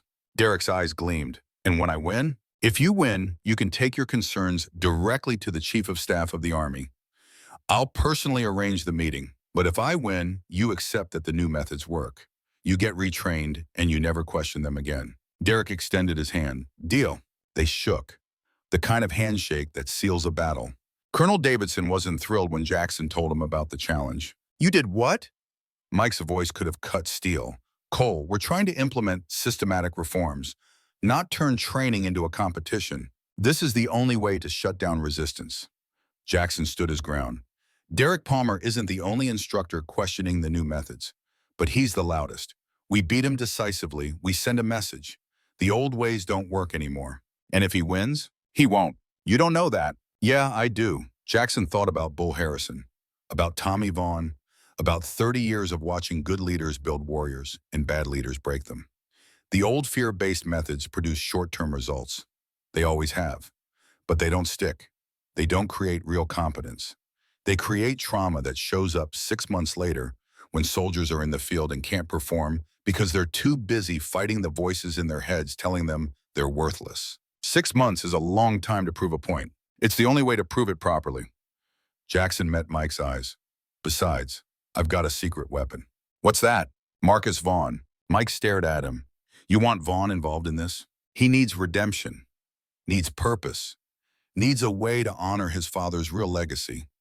Jackson pulled out a proposal he'd been working on for weeks. Let him assist with training. Not lead, assist. Under my direct supervision. Let him help teach the new methods. Let him be part of fixing what he broke. The man destroyed Daniel Reeves. Yeah, he did, and he'll carry that forever. But Isaac was right. Guilt without purpose just eats you alive. Marcus has been doing the therapy, doing the work. Dr. Chen says he's made real progress. Let's give him a chance to make amends. Mike was quiet for a long time then. He's your responsibility. If he backslides, if he hurts anyone, it's on you. I understand. All right, Mike pulled out a form, started filling it out. 6 months, 2 groups of 20 students each. You get one group, Palmer gets the other. We test everything. If your students perform better, Palmer retrains. If his students perform better, Mike trailed off. If his students perform better, I'll resign. Jackson said it quietly, because it would mean I was wrong about everything. Wrong about Bull Harrison's methods, wrong about Tommy Vaughn's legacy, wrong about what makes a warrior. Let's hope you're right. Hook 3, the training. The next 6 months were the hardest work Jackson had done in years. Harder than any deployment, harder than any combat, because this was about building instead of destroying, about patience instead of violence, about teaching instead of doing. His 20 students were a mix. Half were fresh recruits, straight out of basic, young, nervous, eager to prove themselves. The other half were soldiers who'd failed initial qualification under the old methods, who'd been broken, who'd been told they weren't good enough. Private Rodriguez was in that second group. The kid Marcus had humiliated on the range 6 months ago. He showed up the first day looking terrified, looking like he expected Jackson to destroy him the way Vaughn had. Rodriguez, Jackson called him over after the first formation. You know who I am? Yes, sir. You're Mr. Cole, the one who shot 36 out of 40. And you know why I missed 4? Rodriguez shook his head. Because I'm human. Because perfection is impossible. Because shooting isn't about being perfect. It's about being consistent and learning from mistakes. Jackson held the kid's eyes. You're here because someone told you that you weren't good enough, that you'd never make it, that you should quit. I'm here to tell you that was a lie. You're good enough, you will make it, and you're not quitting, understood? Rodriguez's eyes filled with tears. He blinked them back, nodded. Good. Now let's get to work. Marcus Vaughn assisted. At first the students were wary. They knew his reputation, knew what he'd done, but Marcus had changed. The swagger was gone. The arrogance was gone.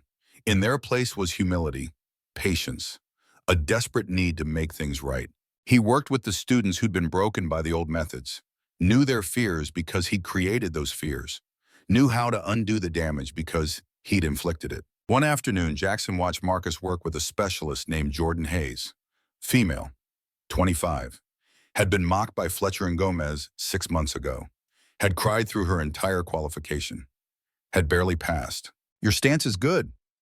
Marcus's voice was quiet, patient, but you're tensing up right before you fire, anticipating recoil. That's making you pull your shots left. I know, Jordan's voice was defensive. I've been trying to fix it. I know you have.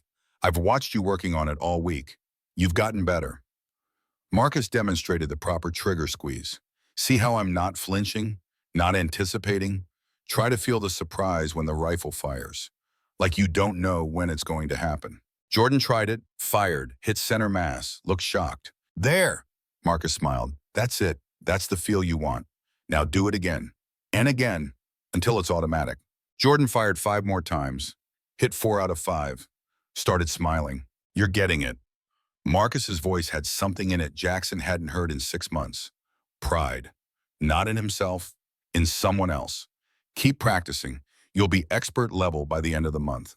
After Jordan left, Marcus sat down heavily, looked at Jackson with haunted eyes. I destroyed her 6 months ago, told her she was worthless, made her cry, and now I'm trying to build her back up. How do I live with that? One day at a time, Jackson said. By being better, by helping her succeed, by making sure what you did to her never happens to anyone else. That's all you can do, Marcus. That's all any of us can do. Acknowledge the harm, do better, keep moving forward. Does it get easier? No. Jackson thought about Carla, about Bull Harrison, about all the soldiers he'd lost over 30 years, about Private Daniel Reeves. It never gets easier. You just get stronger at carrying it. Meanwhile, Derek Palmer was training his group the old way. Jackson watched from a distance, saw the fear in his students' eyes, saw the way they flinched when Palmer walked by, saw them getting better short-term, hitting targets, making scores.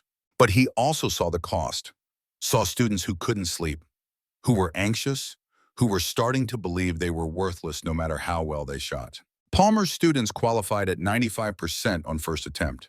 Jackson's students qualified at 88%. The numbers looked bad for Jackson. Ruth Williams found him in his quarters that night, brought bourbon. They sat on the small porch watching the Georgia sun set. Don't let the numbers fool you. Ruth poured 2 drinks. Palmer's students are performing from fear. Your students are performing from competence. There's a difference. We'll see it in 6 months. What if we don't? What if I'm wrong? Then we were all wrong. Me, Carlos, Isaac, Bull Harrison, Tommy Vaughn, every good leader who ever believed that you build warriors through challenge and support instead of cruelty and fear. Ruth sipped her bourbon. But we're not wrong. I've been teaching for 30 years. I know what works. Fear gets you initial compliance. Character gets you sustained excellence. I hope you're right. I am right, Ruth smiled. You just have to have faith, not in the method, in the students. They'll prove us right. Just wait. Hook 4, the test. 6 months after the training began, both groups were tested. Not just on marksmanship, on everything. Initial qualification scores, requalification scores, stress response under simulated combat conditions, peer evaluations, unit commander feedback from their permanent duty stations, mental health assessments, everything that mattered. The results came in over a week. Jackson watched the data accumulate with his heart in his throat. Initial qualification, Palmer's students averaged 34 out of 40, Jackson's students averaged 31 out of 40. Palmer was winning, but then the requalification scores came in. 6 months at their permanent duty stations. Real-world performance without their instructors breathing down their necks. Palmer's students averaged 26 out of 40, barely passing. Their performance had dropped 8 points. Jackson's students averaged 33 out of 40, expert level. Their performance had improved 2 points. Then the stress response data, simulated combat scenarios, unexpected equipment failures, time pressure, chaos. Palmer's students fell apart, froze, made mistakes, couldn't adapt. Jackson's students stayed calm, adapted, problem solved, performed. Unit commander feedback was devastating for Palmer. His students were described as technically proficient but fragile under pressure, anxious, unable to handle criticism, requiring constant supervision. Jackson's students were described as confident, adaptive, self-correcting, natural leaders. The mental health assessments were the final nail. Palmer's students showed elevated anxiety, depression, stress disorders. 3 had already requested psychiatric evaluation. Jackson's students were healthy, stable, thriving. Colonel Davidson called everyone to the conference room. Jackson, Palmer, Ruth, Carlos, Isaac, Marcus, Victor Reyes, the entire command staff. The data is clear. Mike's voice was heavy, formal. Staff Sergeant Palmer's methods produced better initial results, but they produced soldiers who couldn't sustain performance and who suffered psychological harm. Mr. Cole's methods produced soldiers who improved over time and remained psychologically healthy. Palmer's face was red. This is rigged. You wanted these results, so you made them happen. The data came from external sources. Mike's voice went cold. Unit commanders who don't work for me, mental health professionals who had no stake in the outcome, combat simulators that don't care about politics. The results are valid. This is the new soft army, Palmer stood, voice shaking with rage. We're producing weak soldiers who can't handle reality. When they get to combat and people start dying, this touchy-feely bullshit won't save them. Sit down, Sergeant. Isaac Johnson's voice cut through the room like a blade. Palmer sat. Isaac stood, walked to the front. His Medal of Honor caught the light. I earned this in Vietnam. Held a firebase for 4 hours after everyone else was dead or wounded. Saved 3 men. Killed more enemy soldiers than I can count. He looked at Palmer. You know what kept me alive? Not fear, confidence. I knew I could do the job because my instructors had trained me properly, had built me up instead of breaking me down, had given me the skills and the belief that I could use them. Isaac's voice got harder. I also watched men die because their leaders had destroyed their confidence. Men who froze because they'd been told they were worthless so many times they believed it. Men who made fatal mistakes because they were too afraid of being wrong to make any decision at all. Those men died because of leaders like you. Leaders who confuse cruelty with toughness. Palmer said nothing. His face had gone white. The new methods work, Isaac continued. The data proves it.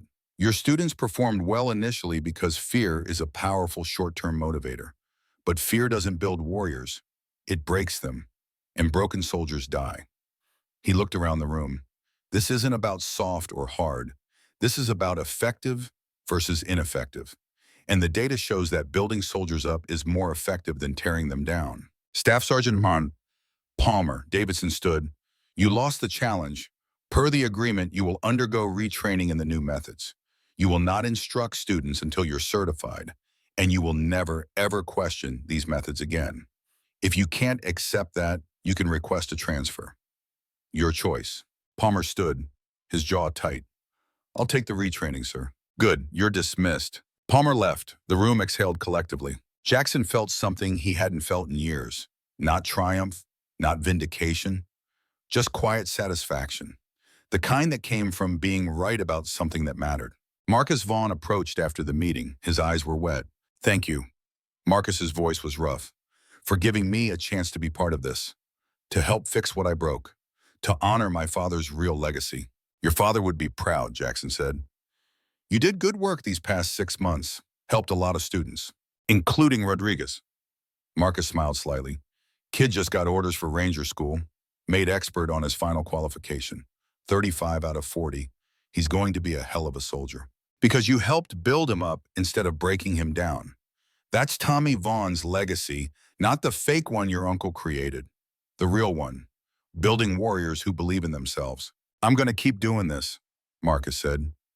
Keep helping, keep teaching, keep making amends for what I did, for as long as they'll let me. That's all any of us can do. Jackson extended his hand. Welcome to the Brotherhood, Marcus. Your father would be proud. They shook hands. 2 men who'd been on opposite sides, now on the same team. Both trying to honor a good man's memory by being better. Hook 5, the dedication. 3 months later, Fort Redstone held a dedication ceremony. A new training facility, state-of-the-art, designed specifically for the new methods. The building was beautiful, modern, with classrooms and ranges and simulation centers. Everything an instructor needed to build warriors properly. A plaque hung by the entrance, bronze engraved. Jackson read it while people gathered. The Thomas Vaughn Center for Adaptive Leadership. In memory of Sergeant First Class Thomas Vaughn, who understood that warriors are built through challenge and support, not fear and cruelty, who gave his life protecting the innocent, who left a legacy of strength tempered with compassion. May all who train here honor his example. Marcus stood beside Jackson, staring at the plaque, crying quietly. He saved an Iraqi child. Marcus's voice was barely a whisper. Died covering that kid with his own body. And I spent 15 years thinking he'd want me to be cruel, to break people. God, I was so wrong. You were lied to. Jackson put a hand on Marcus's shoulder. Your uncle poisoned you. But you figured it out. You changed. That's what matters. I wish I'd known sooner. Wish I'd known before Daniel Reeves, before all the others I hurt. We all carry regrets, Marcus. All of us. Jackson thought about Carla, about being deployed when she found the lump, about all the moments he'd missed because he chose duty over presence. The question isn't whether you have regrets, it's what you do with them. The ceremony began. General William Sheffield had flown in from Washington. He gave the keynote address, talked about transformation, about learning from failure, about building systems that protected soldiers instead of breaking them. Then he called Jackson to the podium. Mr. Jackson Cole, General Sheffield's voice carried across the assembled crowd. 6 months ago, this man came to Fort Redstone as a consultant. His mission was to assess training problems. What he found was systemic failure, a culture that valued results over humanity, that protected abusers and ignored victims. He could have written a report and left. Instead, he stayed. He fought. He rebuilt. He turned a tragedy into transformation. Jackson walked to the podium, uncomfortable with the attention, with the praise. He'd just done what needed doing. Sir, Jackson's voice was quiet. I can't accept credit that belongs to others. This transformation happened because of Colonel Davidson, because of Ruth Williams, Carlos Santos, and Isaac Johnson, because of Dr. Sarah Chen and Sergeant First Class Victor Reyes, because of every instructor who was willing to learn new methods, and because of Marcus Vaughn, who had the courage to face what he'd done and become better. He looked out at the crowd, saw Marcus. Then his eyes found Specialist Cameron Brooks standing toward the back, the young man who'd risked his career to provide evidence, who'd carried the weight of guilt for not acting sooner. Jackson held his gaze for a moment, nodded slightly. Brooks nodded back. Some debts couldn't be repaid with words, but acknowledgement mattered. Brooks had been brave when it counted most. Jackson continued scanning the crowd, saw Private Rodriguez in his Ranger School uniform, saw Jordan Hayes, saw all the faces of people who'd been broken and rebuilt. But most of all, this transformation happened because of Private Daniel Reeves. His death wasn't meaningless. It woke us up, made us face truths we'd been ignoring, made us acknowledge that how we treat soldiers matters as much as what we teach them. Daniel died because we failed him. We can't bring him back, but we can make sure we never fail another soldier the same way. That's his legacy. That's why we're here. The crowd was silent. Then someone started clapping. Then another. Then everyone. A standing ovation that went on for 5 minutes. Jackson stepped back, let others have the spotlight. He'd never been comfortable with attention. Preferred to work in shadows.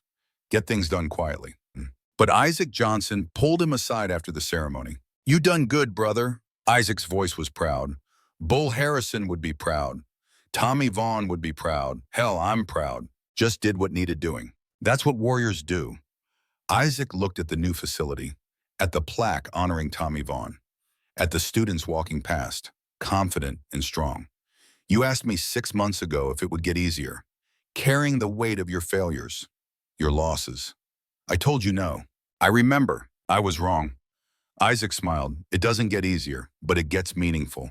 You took Daniel Reeves's death and made it matter. Made it mean something. That's the best any of us can do with our losses. Make them mean something. Hook 6, coming home. Jackson stood at the Heritage Memorial Wall, the granite monument where names of fallen Fort Redstone soldiers were etched. He'd come here often over the past 9 months, reading names, remembering faces. A new name had been added. Private Daniel Reeves, 19 years old, died in service to his country. The Army had classified his death as a training-related casualty, not combat, but still worthy of honor, still worthy of remembrance. Jackson traced the letters with his finger. Cold stone, permanent. A kid who should have had 60 more years reduced to a name on a wall. He's not forgotten. A voice behind him. Jackson turned, saw Daniel's mother, Margaret Reeves, small woman, mid-40s. She'd aged since the funeral. Grief did that. Mrs. Reeves, Jackson's throat was tight. I'm sorry, I should have done more sooner. No. Margaret looked at the wall, at her son's name. You did everything you could. You changed the system. Made sure no other mother loses her son the way I lost mine. She looked at Jackson. Her eyes were clear, sad but not broken. That matters. Daniel's death matters because of what you did with it. It should never have happened. No, it shouldn't have. But it did, and you made it mean something. You gave me that. The knowledge that Daniel's death wasn't for nothing. That it changed things, made them better. She touched her son's name. That's all any mother can ask for. They stood together in silence. Two people connected by tragedy, by loss, by the hope that suffering could be transformed into something meaningful. Margaret left after a few minutes. Jackson stayed, kept reading names, kept remembering. Bull Harrison. Not on this wall, he died in Panama. Different base, different monument. But Jackson remembered, would always remember. Tommy Vaughn. On this wall, 2006. Iraq. Died protecting an Iraqi child. The man who'd saved Jackson's life. Who'd taught him that warriors could be tough and compassionate at the same time. And Carla.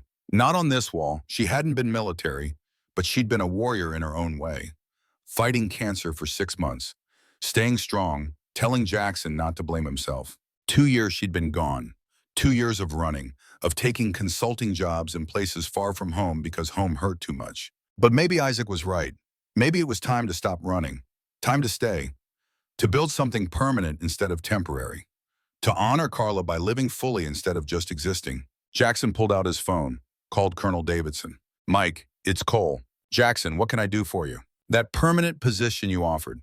Senior advisor for instructor development. Still available? There was a pause, then, you're staying. Yeah, I'm staying. Got work to do. Got a legacy to build.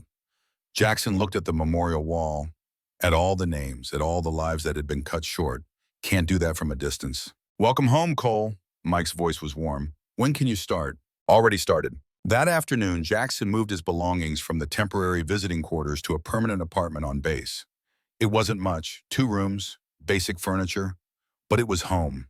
He unpacked slowly, carefully, set up pictures of Carla, of his deployments, of his time with Bull Harrison, of Tommy Vaughn, creating a space that honored the past while embracing the future. There was a knock on the door. Jackson opened it, found Marcus Vaughn standing there with a 6-pack of beer and uncertainty on his face. Thought you might want company. Marcus held up the beer. Heard you were staying, wanted to say thank you for everything. Come in. They sat on the small porch, drank beer, watched the sun set over Fort Redstone. 2 men who'd been enemies, who'd become allies, who'd learned that redemption was possible if you were willing to do the work. I talked to my mother today, Marcus said quietly. First time in 3 years. Told her everything about Uncle Martin, about the fake letters, about what I became, about Daniel Reeves. What did she say? She cried, said she'd been worried about me, said I'd changed after Dad died and she didn't know how to reach me. Marcus drank his beer. Then she said Dad would want me to forgive myself, to be better, to honor his real legacy. Smart woman. Yeah, Marcus smiled slightly. She invited me home for Thanksgiving, first time in years. Said it was time to be a family again. You going? Yeah. And Marcus looked at Jackson. You got plans for Thanksgiving? Jackson hadn't thought about it. Holidays had been hard since Carla died. He usually worked through them, easier than sitting alone remembering what he'd lost. Not really. Come with me. Meet my mom. Meet my family. Marcus's voice was earnest. You knew my father. Can tell us stories about him. The real him. Not the fake version Uncle Martin created. Help us remember him, right? I don't want to intrude. You're not intruding. You're family. You saved Dad's life in Desert Storm. You saved mine here. That makes you family. Marcus extended his hand. What do you say? Jackson thought about it. About spending Thanksgiving alone. About running from connection because connection meant vulnerability, meant the possibility of loss. Then he thought about Isaac's words. About living fully. about honoring Carla by being present instead of hiding. He shook Marcus's hand. I'd be honored.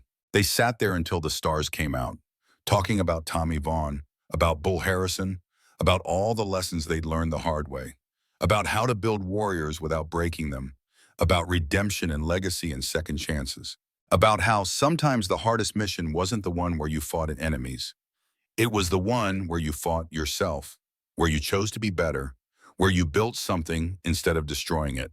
That was the mission that mattered, the one that defined you, the one that determined whether you died a hero or lived long enough to become what you'd once fought against. Jackson had spent 30 years at war, fighting external enemies.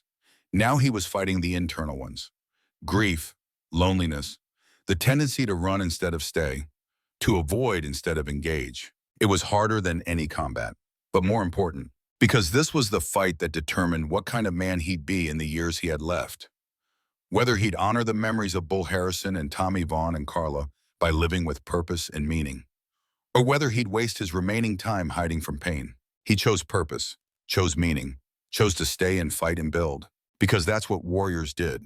They kept going, even when it hurt, especially when it hurt. And if that was the final mission, the last fight, the hill worth defending, then Jackson would defend it with everything he had. For Bull, for Tommy, for Daniel Reeves, for Carla, for all the ghosts who deserved to be honored through the living instead of mourned through the dying. Jackson Cole was home, finally, truly, and the work continued. End of part 3. The end.